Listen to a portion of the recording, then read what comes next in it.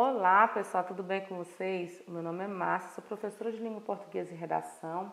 Gostaria de iniciar essa videoaula compartilhando com vocês um versículo bíblico que diz: lancem sobre ele toda a vossa ansiedade, porque ele tem cuidado de vocês. Está lá no livro de 1 Pedro, capítulo 5, versículo 7. Desejo a vocês uma aula abençoada e muito produtiva. Bom, pessoal, essa videoaula é referente à disciplina de língua portuguesa.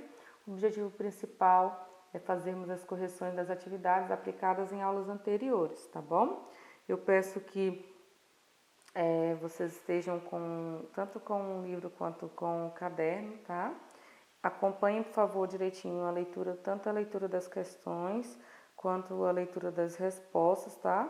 Fazendo a comparação entre as respostas de vocês e as que estão aqui nessa videoaula, tá bom? Percebendo que vocês erraram alguma questão, pausem a videoaula e façam a correção direitinho. Lembrando que quando voltarem às aulas presenciais, estarei dando visto no caderno de vocês e estarei observando quem fez e quem não fez as atividades, tá bom? Então, vamos lá para a aula, tá? Iniciaremos aí as atividades da página 106, tá? Essa correção aqui ela vai da 106 a 116. E nós temos aí, logo de início, na página 106, nós temos aí hora de organizar o que estudamos. E nós temos aí um esquema. Eu passei esse esquema aqui para a videoaula de vocês, tá? E esse esquema é sobre frase. Qual que é a definição de frase? Enunciado, oral ou escrito, que forma uma unidade de sentido com o objetivo de comunicar algo, tá? E nós temos a frase nominal, que tem como característica principal que ela é construída sem verbo, né? Por ela ser construída sem verbo. E eu tenho a frase verbal, que tem como característica por ela ser construída com verbo, tá? E na frase verbal ainda nós temos quando há um só verbo ou uma só locução verbal, nós temos uma oração, um período, aí a resposta é simples, né? Um período simples. Mais de um verbo ou mais de uma locução verbal, mais de uma oração, período composto, tá? Ainda nessa página 106, nós temos aí o número 1. No dia a dia, empregamos frases de todos os tipos. Leia o diálogo na tira humorística produzida a seguir entre a personagem Julieta e seu pai. Tenho certeza que vocês fizeram aí a leitura dessa tirinha. Vamos para a letra A. Leia o primeiro quadrinho com atenção e observe as fisionomias dos personagens. Assinale a alternativa que melhor indica o estado de espírito deles. Primeiro pontinho, parecem indiferentes. Segundo pontinho, já apresentam irritação. Terceiro pontinho, parecem afetuosos. Quarto pontinho, demonstram má vontade. Bom, o pessoal acertou aí. Quem marcou o terceiro pontinho? Parecem afetuosos, tá? Letra B, identifique no seu caderno, indique no seu caderno um aspecto da imagem ou texto verbal no primeiro quadrinho para justificar a escolha de sua resposta. Essa é a resposta pessoal, né? Vamos para a página 107, então. A página 107 é a continuação aí dessa número 1, tá? Eu tenho a letra C. O que o uso de sombras no segundo quadrinho indica? Resposta. Esse recurso acaba por destacar a fala dos personagens, ou seja, o pedido de Julieta e a recusa do pai. Letra D. No terceiro quadrinho, o que Julieta quis dizer com a expressão a princesa vira plebeia? Resposta. Ser princesa pode significar ser mais valorizada pelo pai. Diante da negatividade, a menina sentiu-se desvalorizada e se comparou com uma plebeia. Nós temos aí a letra E. Observe que no diálogo entre Julieta e o pai, há frases organizadas de diferentes modos. Assinale a frase abaixo e indique se são frases nominais ou verbais. Eu tenho o primeiro pontinho. Paiê, frase nominal. O que você quer, minha princesa? Frase verbal. Aumento de mesada. Frase nominal. Negativo. Frase nominal. Não dá. Frase verbal. Num piscar de olhos, a princesa vira plebeia. Frase verbal, tá? Nós temos aí a letra F. Que tipo de frase predomina na tira? Não há predominância de nenhum tipo, uma vez que o número de frases verbais e frases nominais estão equilibrados, né? Está equilibrado, tá? Então, o número está equilibrado, tá? Então, há um equilíbrio aí entre as frases nominais e frases verbais, ok? Gente, quem estiver acertando até agora, parabéns aí, tá? Quem não estiver, faça a correção direitinho.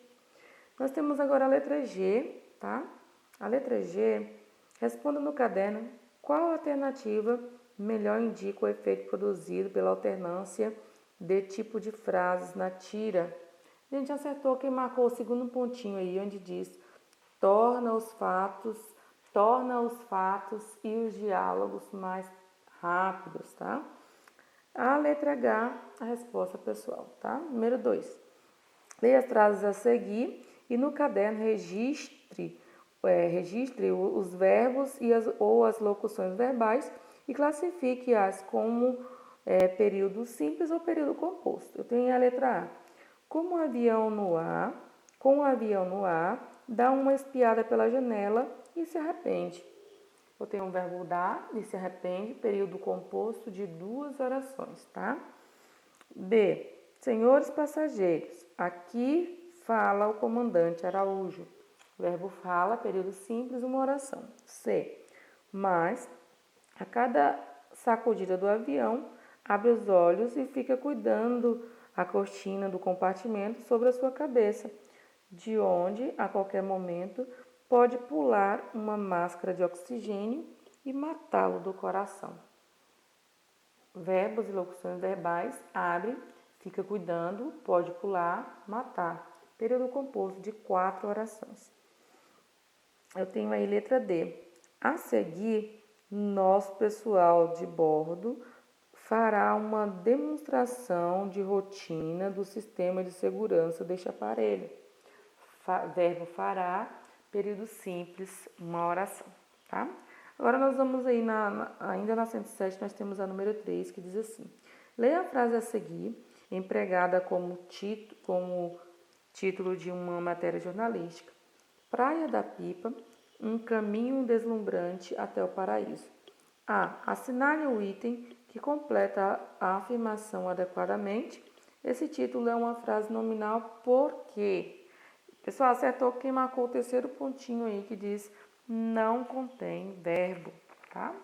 Então, agora, nós iremos para a página 108, a continuação aí dessa número 3, né? Nós temos a letra B na página 108, que diz assim. Entre os títulos jornalísticos a seguir, transcreva no caderno o que é formado apenas pela frase nominal. Pessoal, acertou aí que marcou roteiros alternativos em Brasília, tá? Eu tenho a letra C. Leia a seguir e depois assinale as alternativas que indicam as razões do uso de frases nominais em títulos de textos jornalísticos. Pessoal, acertou aí que marcou o segundo pontinho, contribui para uma leitura mais ágil. E o quinto pontinho, tornam o texto mais objetivo, tá bom? E aí nós fechamos a página 108, a 109 não tem, 110 também não, vamos para a página 111, tá? Na 110 nós temos aí só a leitura da tirinha, né? As questões a respeito dessa tirinha está na página 111, letra A. O que faz o menino pensar que os flocos de neve foram gastos? O fato de ter parado de nevar. B. Releia a fala do primeiro quadrinho. Eu sabia que isso ia acontecer. Primeiro pontinho. Levando-se em conta os verbos, quantas orações há nessa fala? 2 orações. Uma em torno do verbo saber, outra em torno da locução verbal ia acontecer. A qual sujeito a forma verbal sabia se refere? Ao sujeito eu. A locução verbal, isso ia acontecer, se refere a que termo da oração? É isso, tá? Quarto pontinho, como se classifica os sujeitos dessa oração? Sujeito simples, eu, isso, tá bom? Nós temos a letra C aí, que diz, no terceiro quadrinho foi empregado um tipo de sujeito que reforça a ideia de ingenuidade ou de desconhecimento do menino sobre o que aconteceu com os flocos de neve. Identifique o verbo e indique a que tipo de sujeito ele se refere. Locução verbal, acabaram de gastar, sujeito indeterminado, tá bom? E com isso nós fechamos aí a página 111 e vamos para a página 112. 112 nós temos aí, observe na tira a seguir o emprego da oração sem sujeito. Depois, responda as questões no caderno. Tenho certeza que vocês fizeram a leitura da tirinha, vamos para a letra A. No segundo quadrinho, o personagem diz, já faz uma sola. O que significa essa frase? Indica uma situação que dura muito tempo e também a passagem de tempo que é medida pelo tempo que levou para o personagem ficar sem a sola do sapato. B. No primeiro e no segundo quadrinhos, os verbos haver e fazer são usados em orações sem sujeito. Explique por que essas orações são assim consideradas. Elas são consideradas orações sem sujeito porque os verbos haver e fazer são empregados para indicar tempo decorrido e, nesses casos, são considerados verbos impessoais, tá bom? Fechamos aí a página 112, vamos para a página 113. Leia a oração abaixo e depois responda a questão no caderno. Em Copa do Mundo não tem jogo fácil. Como deveria escrever essa oração segundo as regras da norma padrão? Poderia ficar, em Copa do Mundo não há jogo fácil, não existe jogo fácil, tá? Não há jogo fácil, então não existe jogo fácil. A número 2 é a resposta pessoal, tá bom? E ainda na página 113, gente, nós temos aí um esquema falando sobre a forma de organizar as orações. Eu coloquei aí para vocês a cópia do esquema que está aí no livro de vocês. Então, nós temos oração sem sujeito, uso de verbos impessoais, tá? Oração com sujeito e predicado, a resposta. E aí nós temos os tipos de sujeito aí, faltava um. Esse que estava faltando é o simples, tá? Então, os tipos de sujeito são simples, composto, subentendido e indeterminado, tá bom? Fechamos a página 113 e vamos para a página 114. Bom, na página 114 nós temos assim, leia a tira do cartunista Quino, reproduzida a seguir com os personagens Mafalda e Miguelito. Tenho certeza que vocês fizeram a leitura da tirinha. Vamos para a letra A. A graça da tira está na diferença entre o que Mafalda e Miguelito entendem por sujeito. Pela fala do menino no último quadrinho, o que ele entende como sujeito da frase inventada por Mafalda? Para Miguelito, sujeito é a pessoa responsável pela situação da rua, do espaço público. A letra B, resposta pessoal. Letra C. Releia a frase dita por Mafalda como exemplo. Esse lixo enfeita a rua. Se considerarmos sujeito como função sintática, qual é o sujeito dessa oração? Esse lixo, tá bom? Nós temos agora a número 2. No caderno, copie as orações da crônica emergência abaixo e indique qual é o verbo e qual é o número do e qual é o núcleo do sujeito em cada oração. Eu tenho a letra A. Nosso pessoal de bordo fará uma demonstração de rotina do sistema de segurança deste aparelho. Resposta, verbo fará, núcleo do sujeito, pessoal. B. Isto acionará o suprimento de oxigênio. O verbo acionará o núcleo do sujeito, isto. C. No caso de despressurização da cabina, máscaras de oxigênio cairão automaticamente de seus compartimentos. O verbo cairão, núcleo do sujeito, máscaras. Tem a número 3 agora, né? A número 3. Leia o título da notícia e resolva as atividades no caderno. Nível de água do Cantareira não sobe há meses. Identifique os verbos desse título de notícia. As formas verbais sobe e há. B. Quantas orações há nessa frase? 2. C. A expressão nível de água do Cantareira funciona como sujeito de qual verbo? A expressão é sujeito do verbo subir. D. Releia o título da notícia e responda qual das orações que formam esse título é considerada uma oração sem sujeito. Por quê? A oração sem sujeito é há meses, porque o verbo haver é usado para indicar tempo decorrido. Tá? Eu tenho a número 4 aí e as questões da número 4, elas estão na página 115. Eu tenho aí a letra A. Como se classifica o sujeito do verbo indicado como e do verbo 2?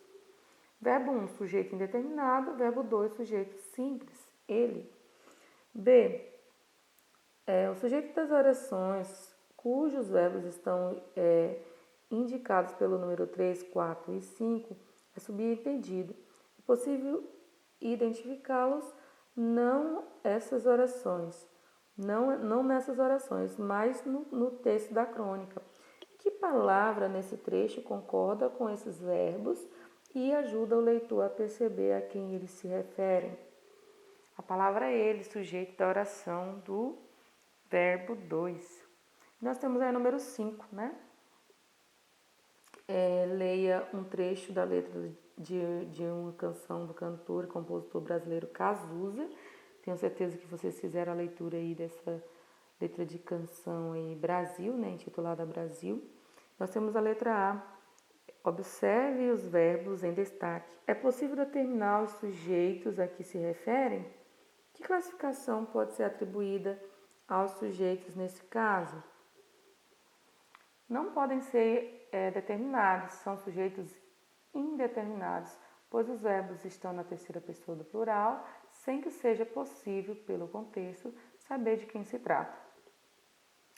Letra B. Com que provável intenção foi empregado esse tipo de sujeito?